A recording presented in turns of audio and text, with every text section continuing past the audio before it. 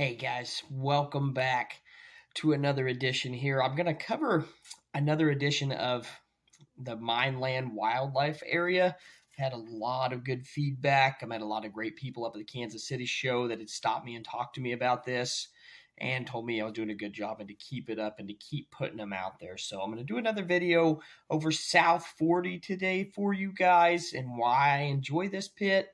I really didn't know about it for many years, but before I get into it, you guys know the routine. If you're not a subscriber yet, if you would, become a subscriber to the channel.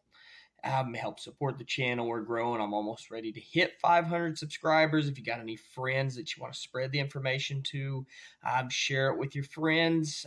Tell them to subscribe to the channel. We're almost to 500 subscribers. Thinking about when we hit that 500 subscriber mark, about doing a giveaway to my subscribers on my subscriber list. So be sure to spread that information. I'm not sure exactly what I'm going to give away yet.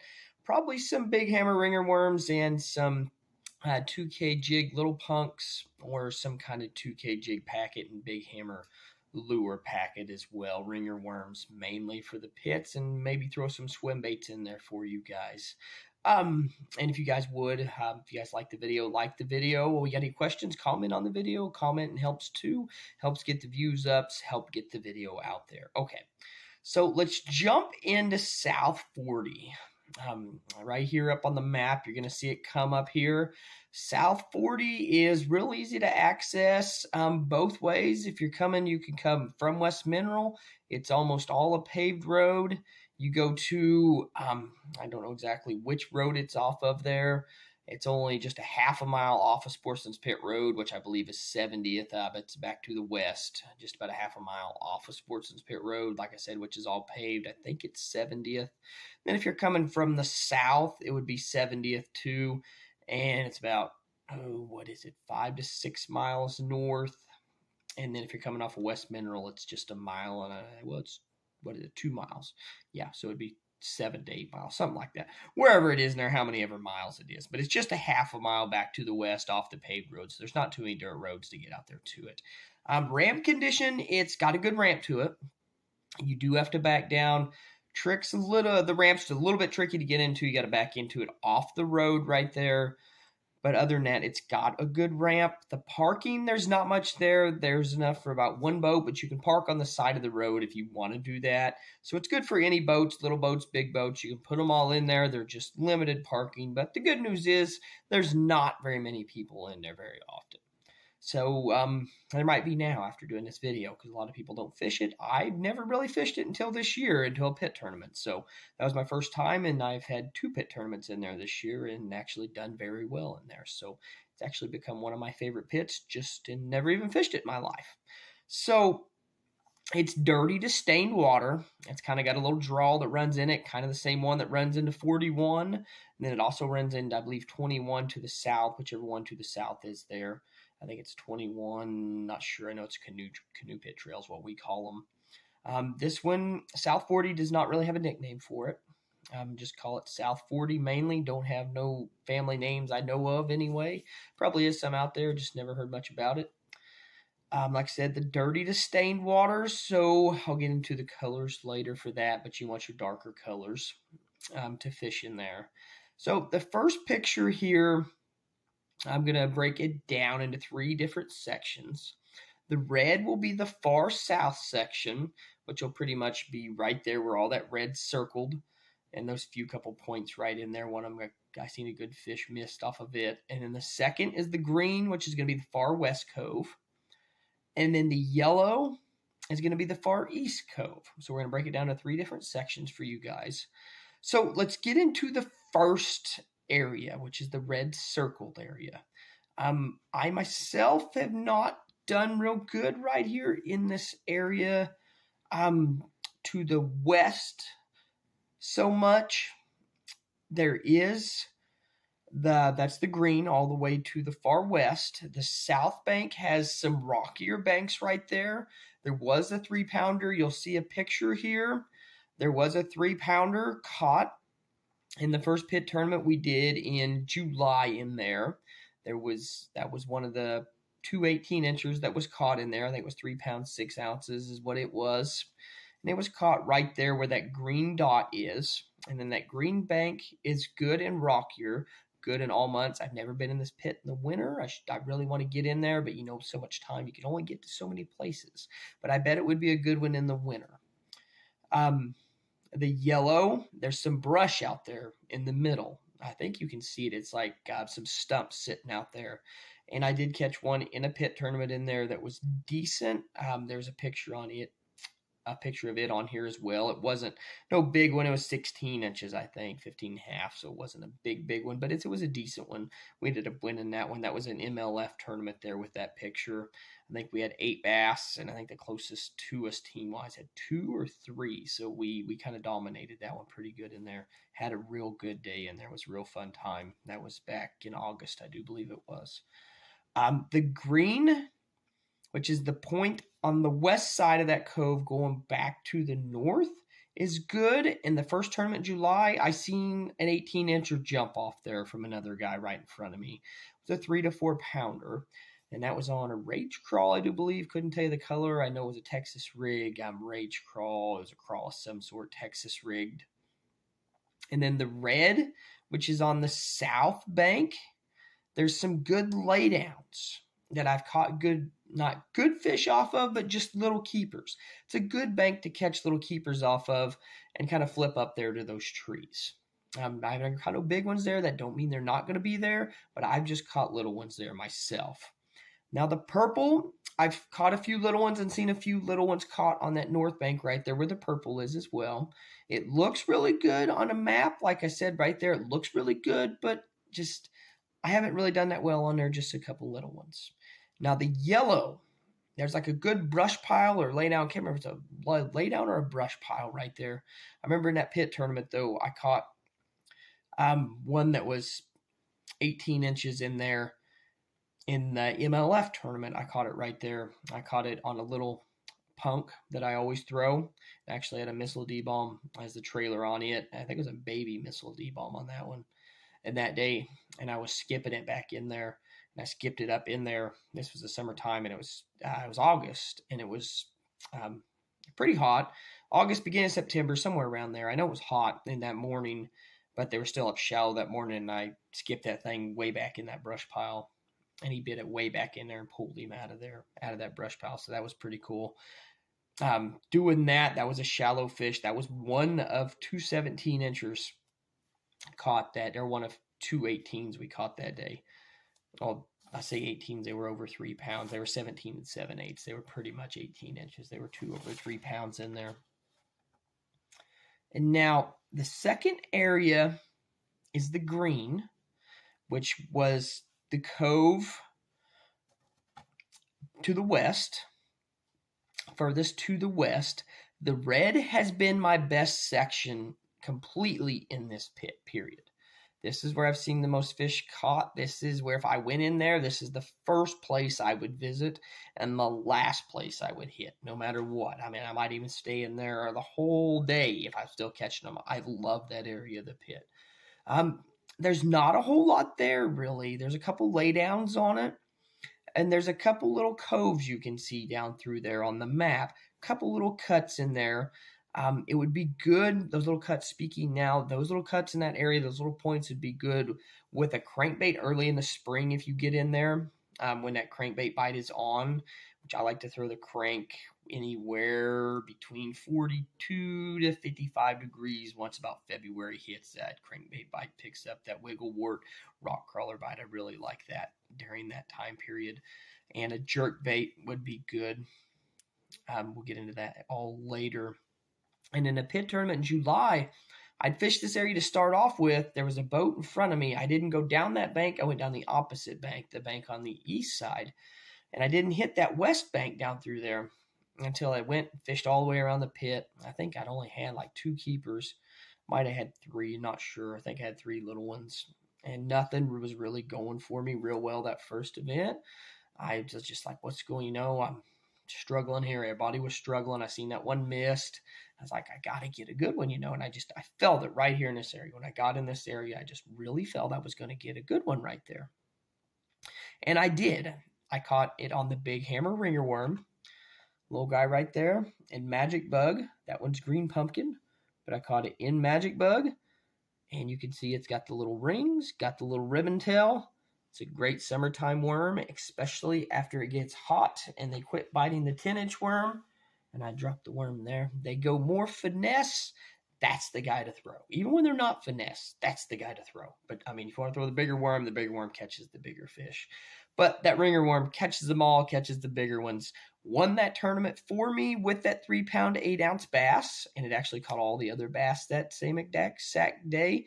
That's where it came off of, was that red bank right there. And that was actually Big Bass of the Year in Columbus Bass Club, tied for the Big Bass of the Year. So that was pretty cool. I did not know that was going to hold up, but it did actually hold up. So that was really cool. I didn't win Big Bass 2 years ago, but I did win Big Bass and Team of the Year this past year. I'm going to try to back that up again, see if I can do it 3 years straight on Team of the Year, but it's going to be a little rougher. We'll see. Backing up that many years in a row, gets a little tough. The blue, like I was talking about the little cuts there, be good in the early spring, and they come up there in the feed in the summer. Could be good in the winter as well if you get wind blowing on them. Get out there in front of those cuts with a jerk bait or the A-rig out in front of there. The green in the back, I haven't caught no fish there, but I would assume you get there in the spring when they're spawning, they would be back in there in the back spawning. Now the third arm, which is the yellow area, or the third area, which is the yellow arm, all the way to the east. The red is a good area if the water's up. There's a little draw, and the water will run in there, and that's what kind of keeps it a little bit stained. And there's catfish in there as well. I learned this I should have known it was a good pit because a guy told me years ago he was catfishing that I worked with. He was catfishing it there one night with chicken liver, and he caught a 6-pound bass out of there with a chicken liver and quite a few catfish as well. And so I've heard somebody caught a big catfish in there. I think it was a flathead that same day that was in there in that pit tournament that I won with the 3-pound, 8-ounce bass. And then I did forget to tell you guys in that second area back there with the green, the good area I like with the red, my buddy in the MLF tournament, you'll see a picture of that down through there. Actually, you'll see it now because I had to go back and jump around.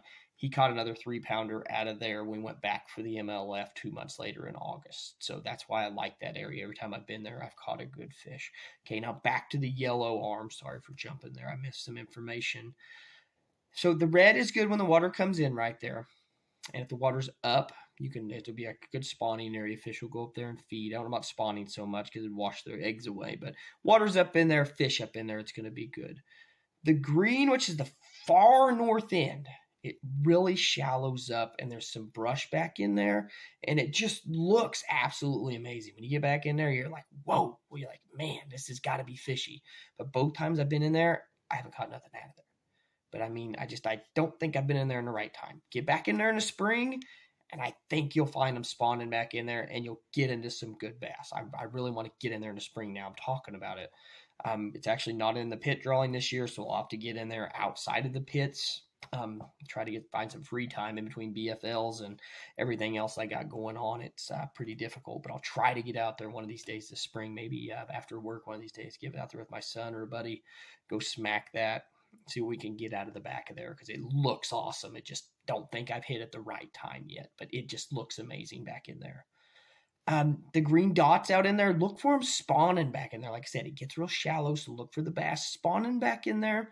Like I said, I really think that is a place to get a good one back in there with spawning. It just looks so juicy back there. Just talking about it makes me want to go fish back in there. It's awesome. Now the yellow has a few good laydowns along that bank. I ain't got a whole lot down through there, but it's got some good looking laydowns, but haven't really done much off of them. And then the bank to the west, I've not caught a thing off of. So you guys might try it, but I haven't done no good. That don't mean you're not going to do no good though, but I just personally have not. Okay, so now let's get into colors, lures to throw, etc., etc. Let me find my ringer worm down here. He jumped down there. There you go. We got him back now. Okay, so the ringer worm, of course, you guys watch my videos. Fish in the pits, throw a ringer worm. There you go. If if you're not throwing a ringer worm, you guys are missing out, okay? You're going to catch lots of fish. You're going to catch big fish. You're going to catch little fish. You just want to catch fish, get yourself a ringer worm, okay? www.swimbait.com. You'll get those. I will also tag a link where to get those to show you where to order them at www.swimbait.com. There's a link that takes you to Sunrise Tackle. I'll put that in the description down there. You're going to want to throw June bug in there as my favorite in there. Not my favorite in there. Magic bug's my favorite in there. Magic bug and June bug. Between those two, black blue fleck is also a good color in there. I did catch them on that in there as well, throwing that color. Big worms wise, 10-inch worm is my go-to big worm. A 10-inch old monster is my go-to. I forgot to throw that in there. In there, June bug. June bug or candy bug. That's what I'd throw in there. June bug or candy bug. That's two colors I would throw if I went in there with the 10-inch worm. I haven't really caught anything on a 10-inch worm in there. But if I was to, I don't know if I've ever thrown a 10-inch worm in there. But like I said, if I was to throw a 10-inch worm, those are the 10-inch worms I would throw in there. Little punk wise, jig wise, I would throw a 2K jigs little punk. You can get those at 2kjigs.com. You'll see all that. Yeah, that's what popped up at the front of the video there because those are my two most used lures in the pits. Black and blue is a good color because it's sturdy. And blue crab is my favorite. Just about anywhere out there, stained water, clear water, it works in both of them. It's like a watermelon blue. It's an awesome color. Black and blue, too. Don't forget the black and blue. Black and blue works amazing. Then in the colder water in there, I would throw wrecking ball. Like I said, I've never been in there in the colder water. But out in the pits, I like the 2K Jigs wrecking ball, which is a round style finesse head. I like to throw it in a 5/16 ounce. I like the PB&J stripe color or black and blue. And I would throw a speed crawl on it, and you just drag it back to you real slow. You don't hop it. You don't pop it. I mean, just real slow in the wintertime. Don't get real aggressive with it. And then that little punk, mainly what I do is skip it back under. Like I said, I caught that one under that tree, skipping it back in there as far as I could under that little laydown or brush pile, whatever it is. And then you can just drag it back to you a little more aggressively, hop it. I do a couple little things with it depending on exactly what's going on. And Texas rigs with anything works good in there. That's how I rig the ringer worm in there is a Texas rigs. How I rig the 10-inch worm if I were to go in there is the Texas rigs. In the wintertime, a jerkbait. Colors I would try in there would be any shad color and it's dirty. Try clown. I like clown color in dirty water. It's kind of old school, but I like the clown color when the water gets dirtier, or the Berkeley Stunna, which the Vision 110, Megabass Vision 110 would be, I like their clown color. And then the Berkeley Stunna 110 Plus, or just the 110. I pair those up though, just the 110, the Megabass 110 in normal, and then the Berkeley Stunna 110 Plus in, what's the name of that darn color? Now I went blank. Now I'm talking about it. I talk about it. Shad Fillet is the name of it. You'll see it in some of my videos. If you guys watch it, it's in there. So those are what I like to throw. And then the Alabama rig, guys, with the Big Hammer swim baits on it.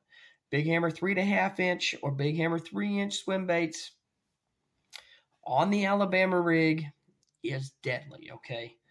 Throw it in there. There's lots of shad in that pit. So if you go in there in the wintertime, you guys want to catch big fish, throw the Alabama rig. It catches all fish, okay? It's kind of, I'm not an Alabama rig guy, but somebody is. There's a lot of people like it. I got to get more used to it. I got to go out there and just make myself throw it, but I want to go throw the jerkbait. As you can tell, some of my videos, I love throwing a jerkbait too in the wintertime, so I've really liked doing that. But get out there with that Alabama rig, and that's how you get some of the biggest bass of the year, especially once that water gets colder. In the springtime, when it starts warming up, but the Alabama rig bite shuts off about 55 degrees, about the same time that the jerkbait bite kind of fades away once they start really moving up. So hopefully this helps you guys. This is another pit broke down for you guys. I'm going to try to get them all done. You know, I wish I could do 15 a day for you guys, but as you can tell, this one's hitting almost 20 minutes here. So I'll leave you guys and not take up any more of your time. And I'm enjoying having fun with you guys. Before I'm done here, I did forget to mention I average 8 bass per trip. If you guys are still watching at this point, 8 bass per trip in South 40. Every 5.33 fish is over 3 pounds, so it's got a good ratio. And 8 fish per trip, that's between 2 people mainly is what that is, so about 4 fish per person. It is 19.1 acres, and there is 2.2 miles of shoreline to fish in there. So I'll get into some more videos on actually how many miles of shoreline. I'm going to do one just over that there is in the strip pits in Southeast Kansas. You'll actually be amazed when you find out. I was amazed myself. So be looking forward to that video. Looking forward to seeing you guys at some other shows or wherever. I had fun talking to a lot of the guys that watch me and knew who I was from my YouTube channel, and they seen me up at Kansas City, so that was pretty cool. I appreciate you guys if you're watching still and you're seeing this. It was fun talking to you guys. Wish I could have talked more, but I was up there selling some stuff and talking fishing, and you know how it is at some shows. If you ever worked one, you're worried about meeting some goals and selling stuff for your sponsors. So it was nice seeing you guys, and I appreciate you guys stopping by. That was really awesome to see you guys come by and actually see who I was and actually get to meet some of my subscribers. Was pretty neat. So I appreciate that, guys. And if you would share the videos, you guys are liking them, I'll keep them coming for you, and I'll keep trying to get some more live action in there for everybody. And hopefully this summer we'll have some more live action of every tournament. I'm trying to get them all GoPro'd and get them all up. Now I can edit a little faster, get them up quicker right after the tournament's over, so you guys can kind of see how I do it. Okay, thanks, guys.